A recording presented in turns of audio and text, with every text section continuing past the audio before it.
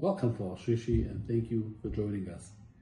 The Kohen Gadol went in the greatest moments of the year. He went into the base Kedoshim and he davened. He was there for a few moments. What does a person daven for? Klal Yisrael needs so much. He's the shliach. He's the holiest yid in Klal Yisrael, on the holiest day of the year, and the holiest place in the world. What could a person daven for? Now, Chazal say what he davened for. If it's a rainy year, it shouldn't be Shuma, and like we say in the Avodah Yom Kippur, for the weather. And he davened for Malchus Beis David. Layadi Avid the Shultan, Mid Beis Yedaya, that the Malchus Beis David should endure, should continue. The targum of that pasuk Le'as Hashem B'Yehuda. That's what he davened for at those moments. Each one of them is extremely significant.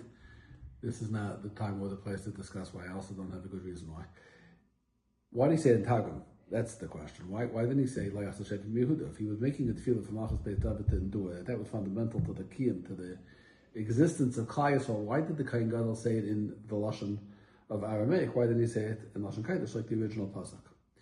This question was asked by the Nesivos. The Heilig Nesivos was traveling, and they introduced him when he was on his travels to a little boy.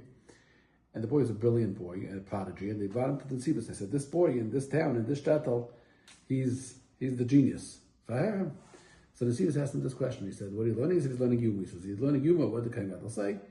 This tefillah. Why did he say it in Aramaic? So the boy gave a nice answer. He said, because the halach is that you can't say a pasuk in the Torah b'al peh. You have to say it from inside. So rather than say Le'as Hashem B'Yehuda, say the full pasuk from Eised Veinig b'al peh, he instead went to the targum. He didn't say the words of the pasuk. He used the interpretation of the pasuk. So the Nesivos said, nice, but why couldn't he take it a chumash with him?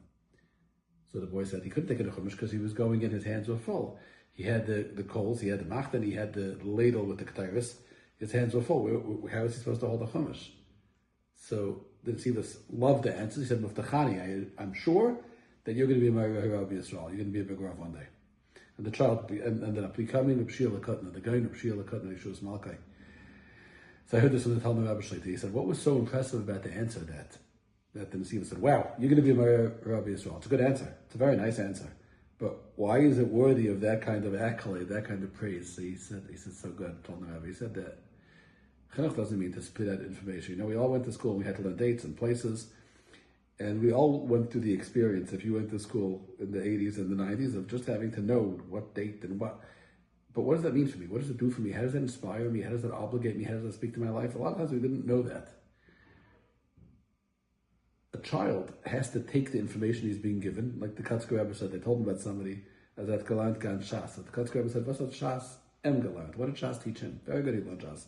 What did he learn from Shas?" There's a point. It's supposed to make you a better person, a bigger person. So to understand that, you have to be learning in a way where you're able to take whatever you're learning and visualize it and see it and understand it. When Rabbi couldn't answer the Nesivos, he said, where should he put the chumash? That means he's learning in a way that he sees the Kohen Gadol in front of him. He understands. He sees that vision of the Kohen Gadol, because this hand, that hand, where should he put the chumash? He says, you're learning in a way that Torah is going to speak to you. You're learning in a way, chinuch is being done right with you. So you're going to be a Meirah Hira. What's a Meirah Hira? Someone who teaches others what the Torah demands from a person. Hira, teaching. You're built because you're learning in a way, you're on the path to learning in a way that's going to make you big.